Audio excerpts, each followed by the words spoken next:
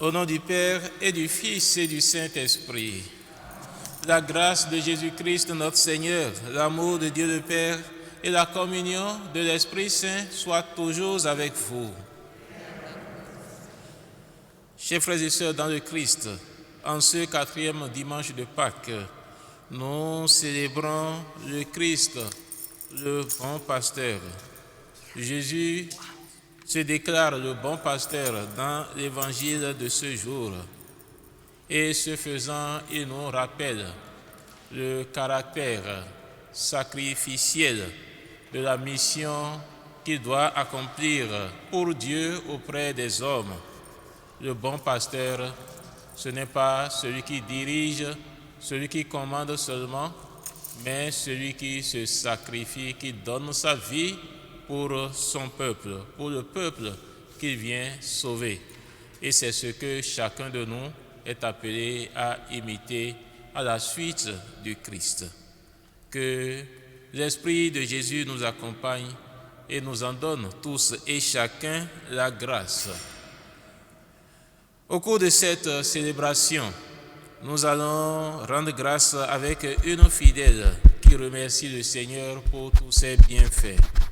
Nous allons rendre grâce avec Marie-Jo pour le premier anniversaire de décès de tonton Marco. Nous rendons grâce également avec maman Pauline pour tous les bienfaits du Seigneur et pour la protection de Dieu sur ses enfants. Enfin, nous prions avec maman Annie pour le repos des âmes de Augustin Batsi Ndissa, Félix Babi Bitoukou, Adeline Solani et Bitoukou Félix. Frères et sœurs dans le Christ, au début de cette célébration eucharistique, reconnaissons nos pécheurs et demandons pardon pour nos péchés. Je confesse à Dieu Tout-Puissant.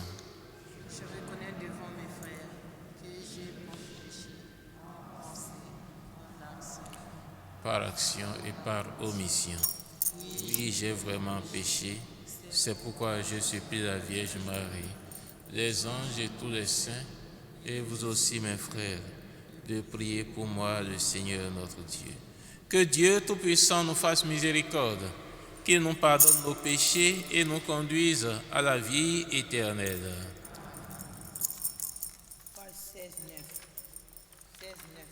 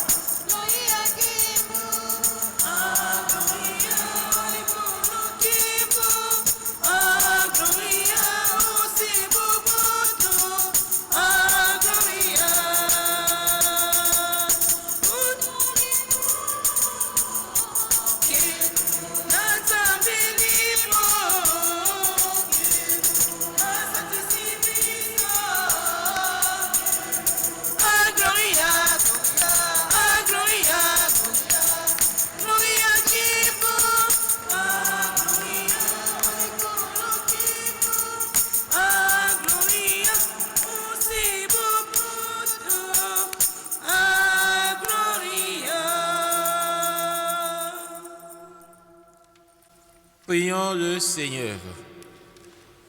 Dieu éternel et tout-puissant, guide-nous jusqu'au bonheur du ciel. Que le troupeau parvienne, malgré sa faiblesse, là où son pasteur est entré victorieux. Lui qui règne avec toi et le Saint-Esprit, maintenant et pour les siècles des siècles.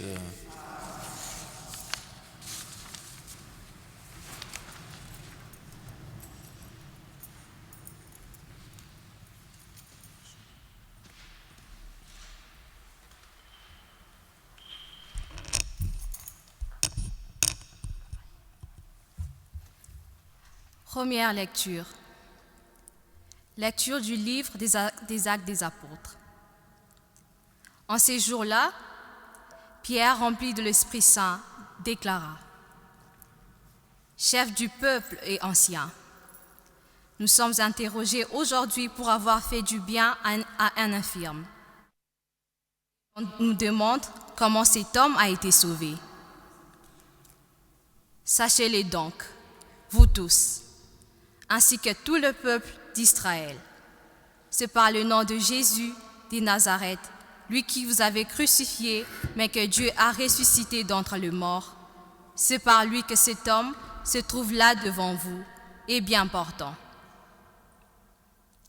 Ce Jésus est la pierre méprisée de vous, les bâtisseurs, mais devenu la pierre d'angle.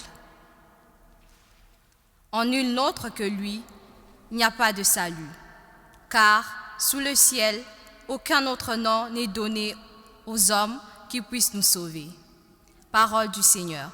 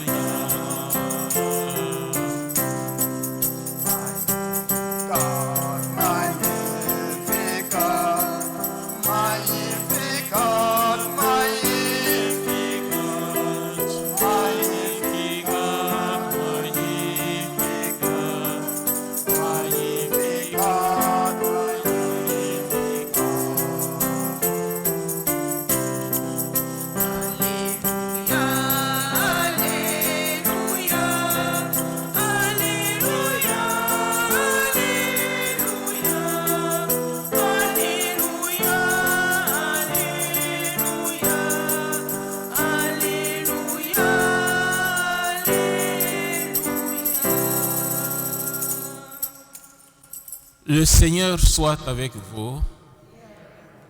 Évangile de Jésus-Christ selon saint Jean.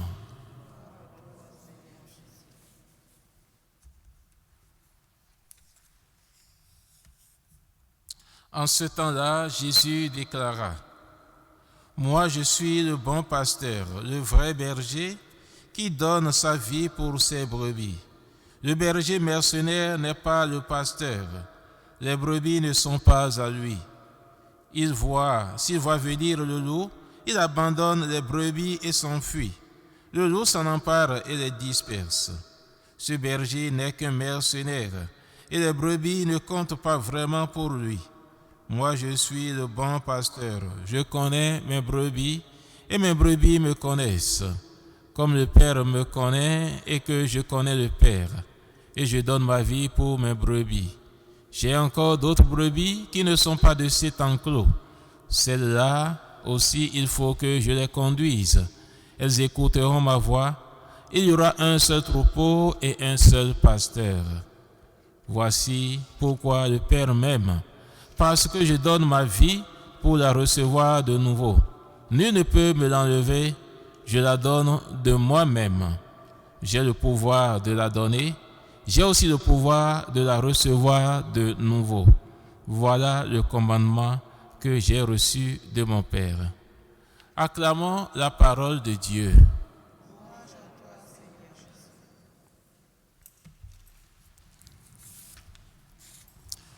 Bonjour, chers frères et sœurs dans le Christ.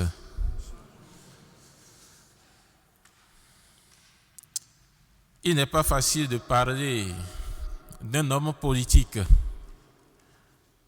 dans un cadre comme celui-ci, dans le cadre d'une église, de la célébration d'une messe où on est supposé être neutre, parce que nous savons ce qui se passe dans le monde politique, surtout quand il s'agit d'une personne qui suscite des controverses. Mais même quand l'homme politique suscite une controverse, il arrive des fois où il pose des actes appréciables, quand même qui sont unanimement appréciés. Et on dit ça, il a bien fait. Opposants comme mouvanciers le reconnaissent. En fait, ce que nous célébrons aujourd'hui et l'évangile que nous avons entendu m'a fait penser à un homme politique de chez nous. Je veux parler de l'Afrique, dont nous avons entendu parler en ces jours-ci, qui, comme je l'ai dit tantôt, suscite quand même de la controverse.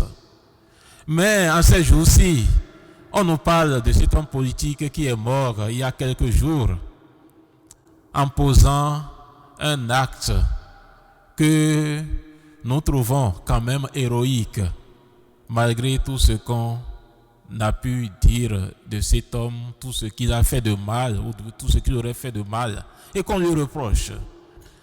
Un homme politique qui, pour défendre son territoire, est allé lui-même au front. Et c'est là-bas qu'il s'est fait tuer. Il est mort sur le champ, les armes à la main. Et quand je prends cette image d'homme politique, cet acte qui a été qualifié d'héroïsme par quelques-uns et qui est tout à fait le contraire de l'homme qui reste au bureau, le leader d'opinion qui reste au bureau, dans un bureau climatisé et qui envoie d'autres personnes pour aller combattre, pour aller s'exposer aux attaques de l'ennemi. Quand un homme pose un tel acte qui est le contraire d'un homme qui peut-être en temps de crise préfère s'exiler, aller en exil à l'extérieur et de là-bas commander des gens pour dire allez, combattez, luttez pour le pays, luttez pour telle cause, pendant que lui-même il est dans une chambre climatisée à l'extérieur. Voilà. Quand on voit un modèle de ce genre, on ne peut qu'apprécier cela. Et c'est justement cette image de leadership que Jésus est en train de nous montrer aujourd'hui, en se disant lui-même le bon pasteur. Nous avons dû constater dans l'évangile que quand Jésus dit « Je suis le bon pasteur », ce n'est pas simplement pour revendiquer un titre ou un honneur. Jésus utilise cette image de bon pasteur pour se qualifier d'abord, parce que le bon pasteur, C'est celui qui marche devant le troupeau, qui conduit le troupeau. Et il ne fait pas que conduire le troupeau, mais il défend aussi le troupeau. Il est devant et il est le premier à affronter l'ennemi. Quand il voit l'ennemi arriver, il est le premier à prendre position pour défendre le troupeau. Et cela parfois au prix de sa vie. C'est ça l'image du bon pasteur, le bon berger que Jésus est en train de nous donner aujourd'hui. Le bon berger qui donne sa vie. Et Jésus donne cette image pour ses disciples. Tout simplement, tout de moins en premier lieu, pour leur faire comprendre ce en quoi consiste le rôle qu'il est venu jouer, la mission qu'il est venu accomplir auprès des hommes. Il le dit, il l'annonce d'avance et il va l'assumer, puisqu'il va mourir pour sauver les hommes. Et donc, l'image du bon berger qu'il brandit devant les disciples, c'est déjà comme une annonce de sa mort. Voilà ce à quoi va me conduire la mission que je suis venu accomplir pour vous. Et les disciples avaient bien besoin de le comprendre, parce que celui qui ne comprend pas le sens de la mission de Jésus-Christ, quand il va le voir souffrir et mourir, il va prendre cela pour un échec, pour une faiblesse.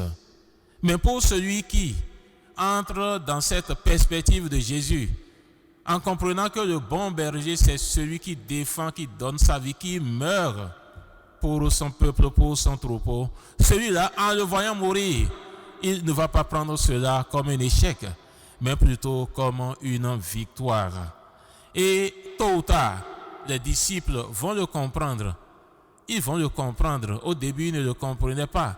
Parce que nous rappelons bien cet épisode où Jésus annonçait à ses disciples qu'il allait mourir, qu'il allait souffrir et mourir avant de ressusciter le troisième jour.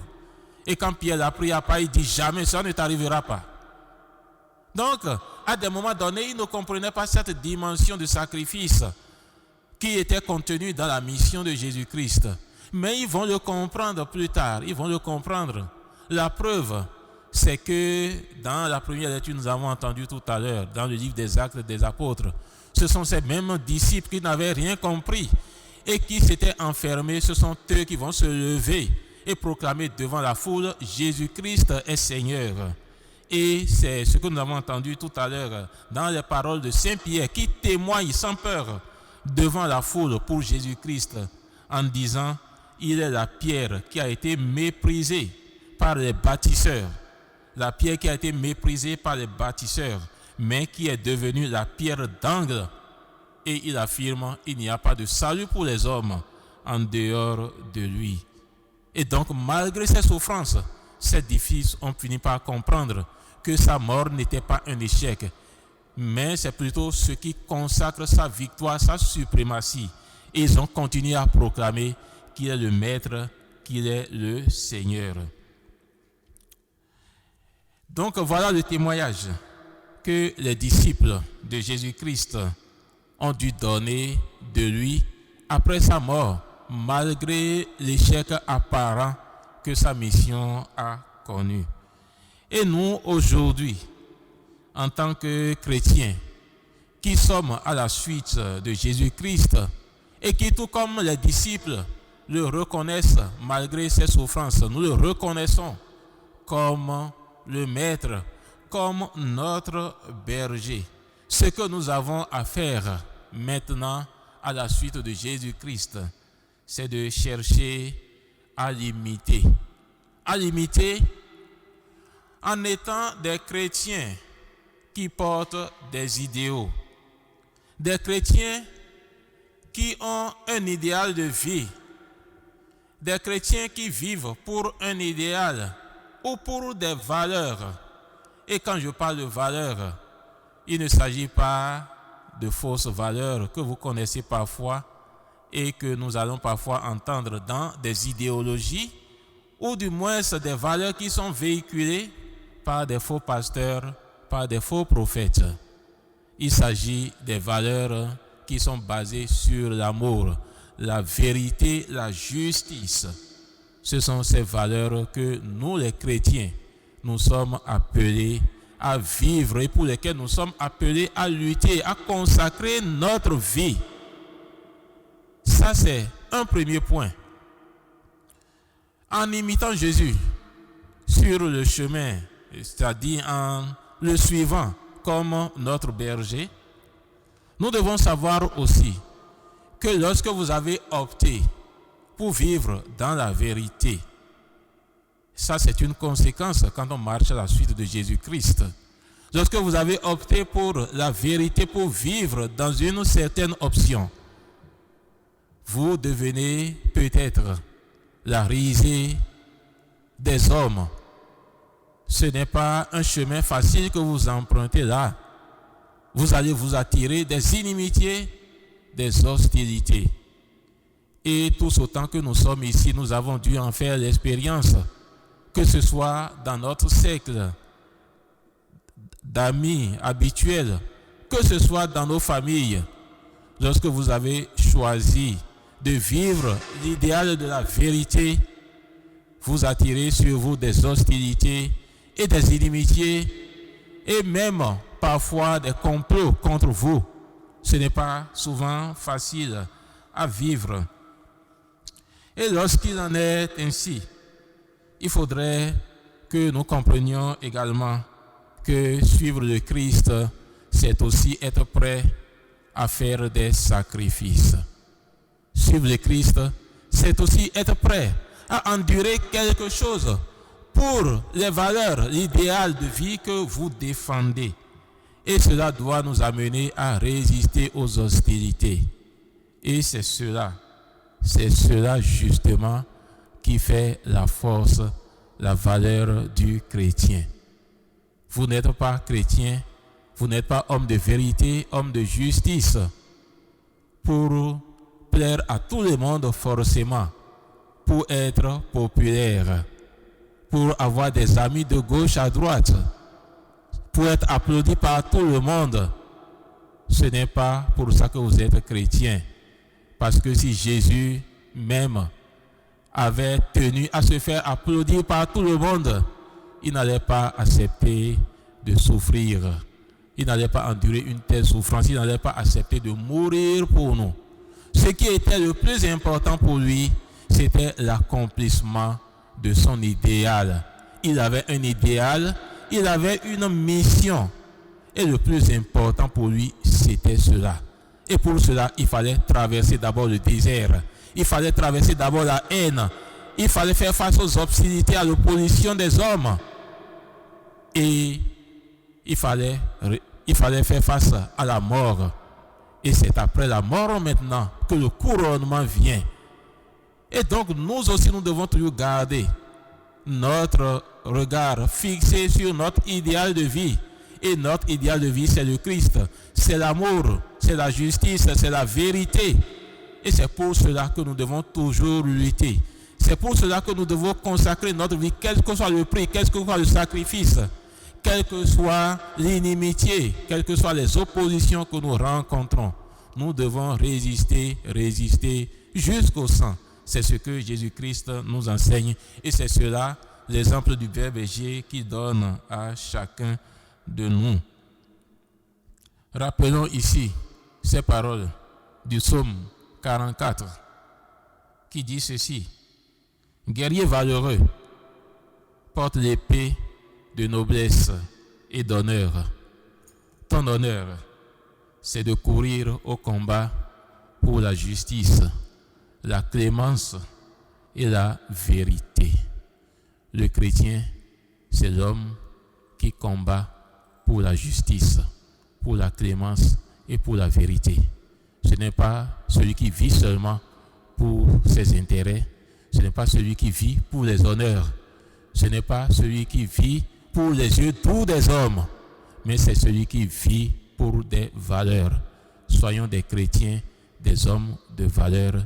Et c'est ainsi que nous serons de vrais disciples du Christ. Que le Seigneur nous soutienne tous et chacun dans cet effort. Amen.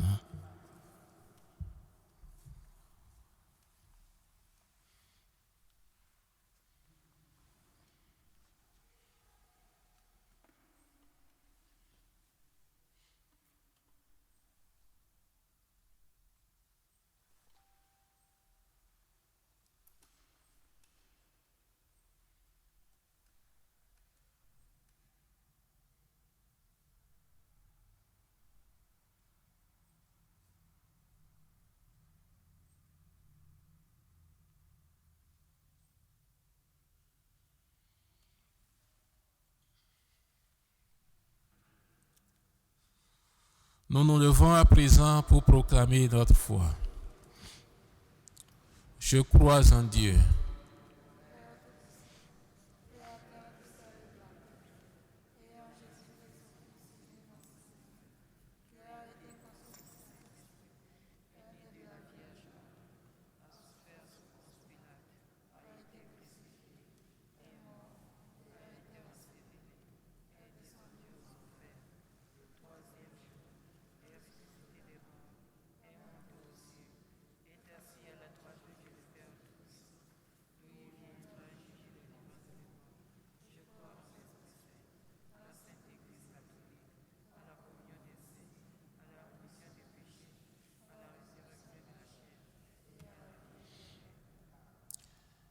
chers frères et sœurs, dans une prière unanime, faisons monter nos supplications vers Dieu, le Père céleste.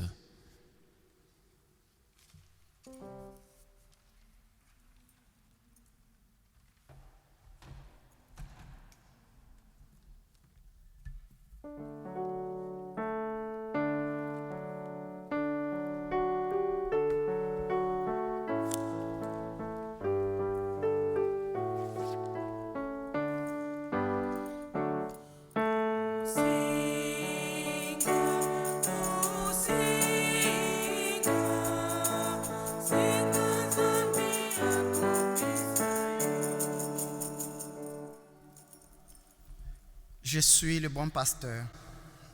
Je connais mes brebis et mes brebis me connaissent.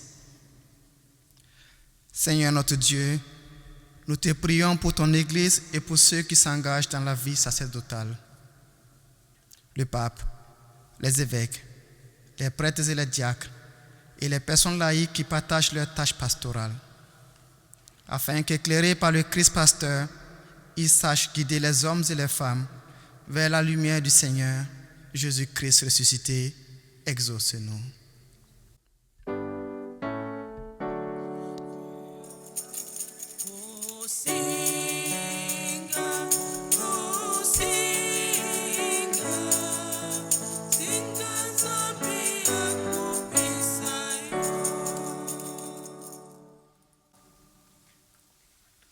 La pierre qu'ont rejetée les bâtisseurs est devenue la pierre d'angle.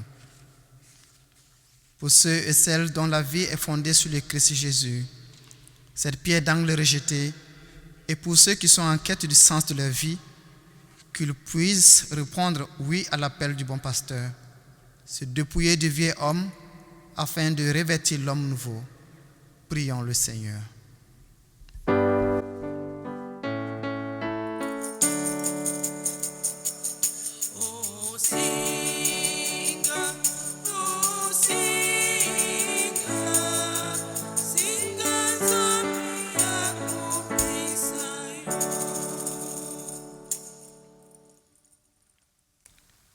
Mieux vaut s'appuyer sur le Seigneur que de compter sur les puissants. Seigneur notre Dieu, toi qui guides ton peuple, nous confions à ta miséricorde les dirigeants des peuples, les hommes et les femmes en position d'autorité, qu'ils sachent écouter et qu'ils aient le cœur tourné vers toi avec le souci de construire la paix. Seigneur, écoutez-nous.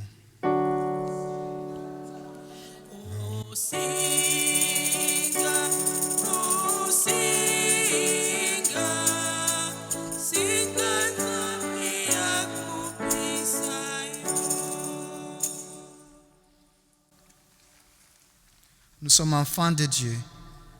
Seigneur, toi qui veux rassembler toute l'humanité pour faire un seul peuple, nous te prions pour notre communauté et pour nous tous ici présents, que nous soyons toujours prêts à écouter, à accompagner et à discerner avec ceux et celles que tu places sur nos routes, afin que chacun soit vraiment le frère et la sœur de l'autre. Seigneur le bon berger, exauce-nous.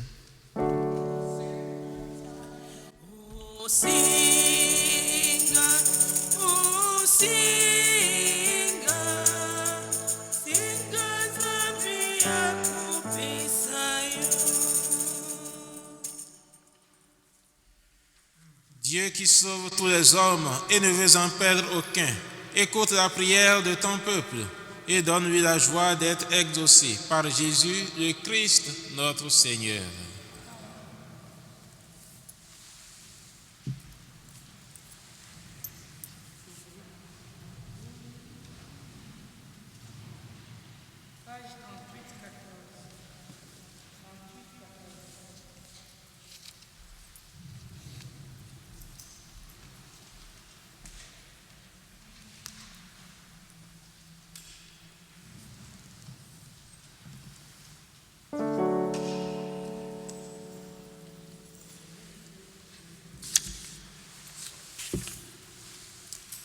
Siècles des siècles. Le Seigneur soit avec vous. Élevons notre cœur. Rendons grâce au Seigneur notre Dieu. Vraiment, il est juste et il est bon de te glorifier, Seigneur, en tout temps, mais plus encore en ces jours où le Christ, notre Pâque, a été immolé. En détruisant un monde déchu, il fait une création nouvelle. Et c'est de lui que nous tenons désormais la vie qu'il possède en plénitude. C'est pourquoi le peuple des baptisés, rayonnant de la joie pascale, exulte par toute la terre, tandis que les anges dans le ciel chantent sans fin l'hymne de ta gloire.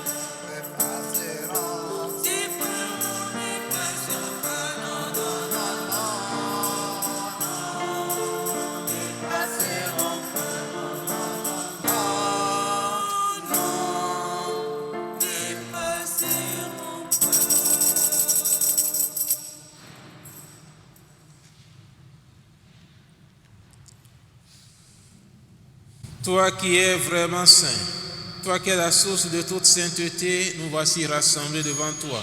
Et dans la communion de toute l'Église, en ce premier jour de la semaine, nous célébrons le jour où le Christ est ressuscité d'entre les morts.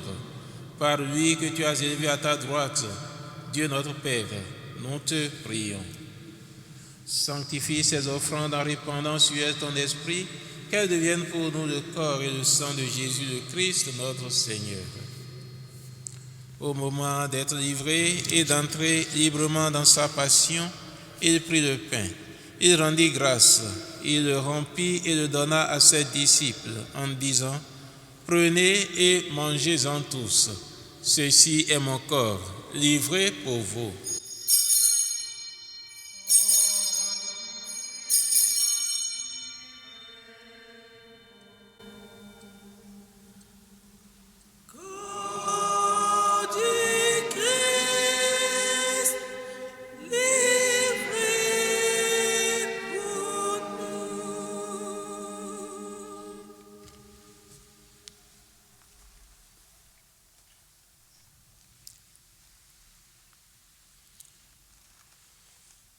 De même, à la fin du repas, il prit la coupe. De nouveau, il rendit grâce et la donna à ses disciples en disant, « Prenez et buvez-en tous, car ceci est la coupe de mon sang, le sang de l'alliance nouvelle et éternelle, qui sera versé pour vous et pour la multitude en rémission des péchés. Vous ferez cela en mémoire de moi. »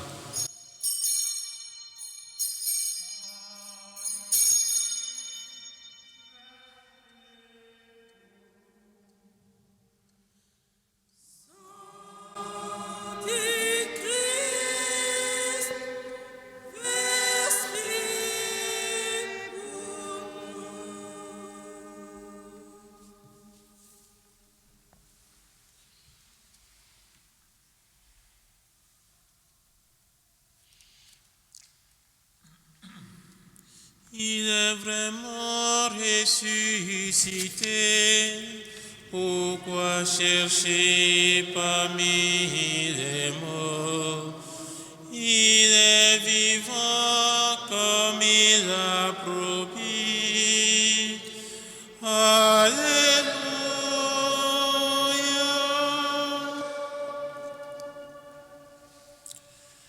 Faisons ici mémoire de la mort et de la résurrection de ton Fils. Nous t'offrons, Seigneur, le pain de la vie et la coupe du salut, et nous te rendons grâce, car tu nous as choisis pour servir en ta présence.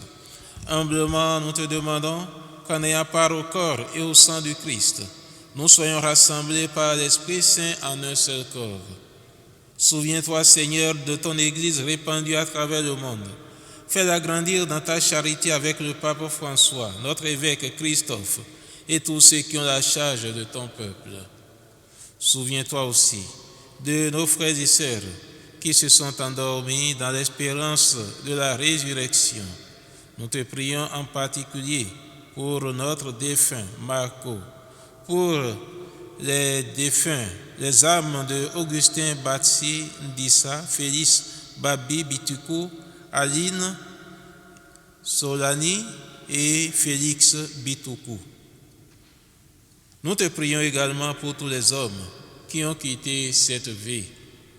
Reçois-les dans ta lumière auprès de toi. Sur nous tous, enfin, nous implorons ta bonté. Nous l'implorons sur tous ceux qui te rendent grâce en ce jour pour tes bienfaits. Nous implorons ta bonté sur tous nos frères et sœurs qui traversent des situations difficiles, sur tous ceux-là qui se sont recommandés à nos prières. Permets qu'avec la Vierge Marie, la bienheureuse Mère de Dieu, avec Saint Joseph son époux, avec les apôtres et les saints de tous les temps qui ont vécu dans ton amitié, nous ayons part à la vie éternelle et que nous chantions ta louange par Jésus-Christ, ton Fils bien-aimé. Par lui, avec lui et en lui, à toi, Dieu le Père Tout-Puissant, dans l'unité du Saint-Esprit, tout honneur et toute gloire pour les siècles des siècles. Unis dans un même esprit, unis d'intention avec tous nos frères et sœurs absents, tous ceux-là qui se sont recommandés à nos prières et tous ceux-là que nous savons être en difficulté, nous nous tournons vers Dieu le Père céleste et nous prenons ensemble la prière des enfants de Dieu que notre Seigneur Jésus-Christ nous a enseignée. Notre Père,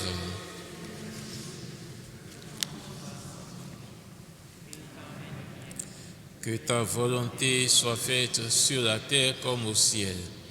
Donne-nous aujourd'hui notre pain de ce jour. Pardonne-nous nos offenses, comme nous pardonnons aussi à ceux qui nous ont offensés, et ne nous laisse pas entrer en tentation, mais délivre-nous du mal. Délivre-nous de tout mal, Seigneur, et donne la paix à notre temps. Donne la paix à nos pays. Donne la paix à nos familles, donne la paix à nos cœurs. Par ta miséricorde, libère-nous du péché. Rassure-nous devant les épreuves en cette vie, où nous espérons le bonheur que tu promets et l'avènement de Jésus-Christ, notre Sauveur.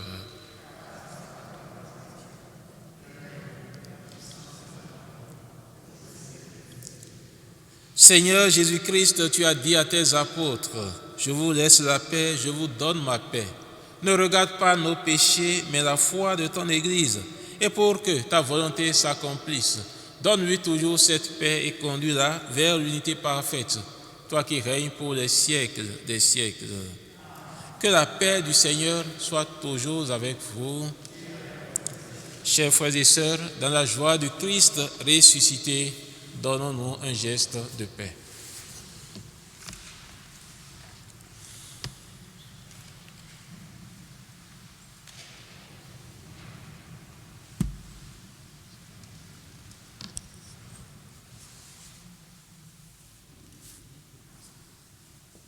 Agneau de Dieu qui enlève le péché du monde, prends pitié de nous. Agneau de Dieu qui enlève le péché du monde, prends pitié. Agneau de Dieu qui enlève le péché du monde, donne-nous la paix.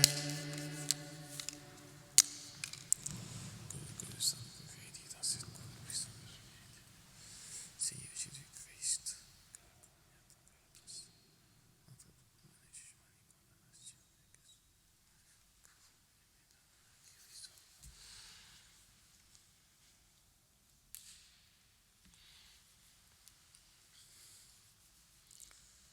Heureux les invités au repas du Seigneur. Voici l'agneau de Dieu qui enlève le péché du monde.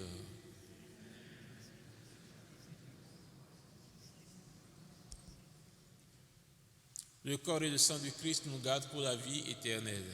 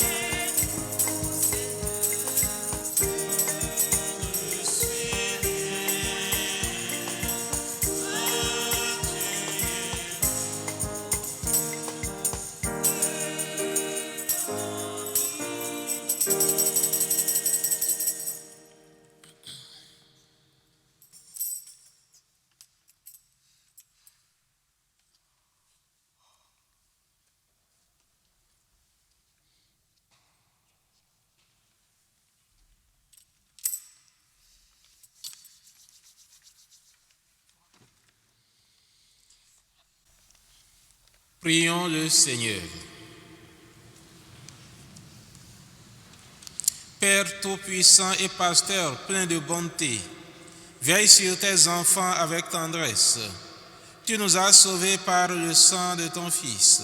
Ouvre-nous une demeure dans le royaume des cieux. Par Jésus-Christ, ton Fils unique, notre Seigneur et notre Dieu, qui vit et règne avec toi et le Saint-Esprit, maintenant et pour les siècles des siècles. Action de grâce. Pas d'action de grâce. Veuillez vous asseoir, s'il vous plaît. Je voudrais commencer par remercier tout un chacun pour avoir tenu à être présent ici aujourd'hui malgré le décalage de l'heure. Merci pour la prière commune. Je vais rappeler que nos célébrations vont continuer normalement les jours à venir à 12 heures comme d'habitude. Donc l'heure n'a pas changé. En dehors de l'exception d'aujourd'hui, nous continuons nos célébrations pour les fois à venir à 12 heures, pas à 13 heures. À 12 heures, nous sommes tous invités ici.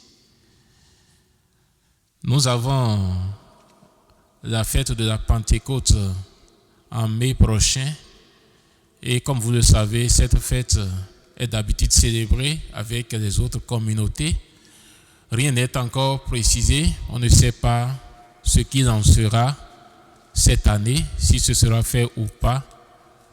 Donc les précisions vont venir et puisque nous avons 2 de nos enfants qui sont candidats à la confirmation, il se pourrait que cette célébration, bien la confirmation, ait lieu pendant cette fête de la Pentecôte. Le tout dépendra de comment est-ce que la situation sera, si cela s'améliorerait ou pas.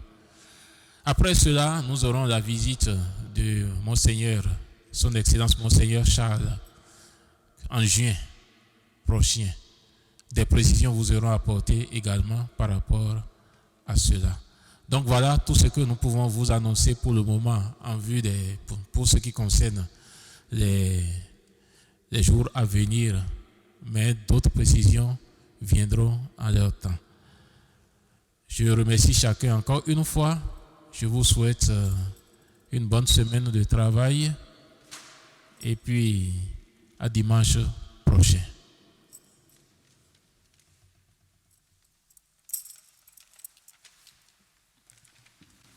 Le Seigneur soit avec vous. Que Dieu Tout-Puissant vous bénisse, le Père, le Fils et le Saint-Esprit. Allez dans la paix du Christ. Page 60, 29.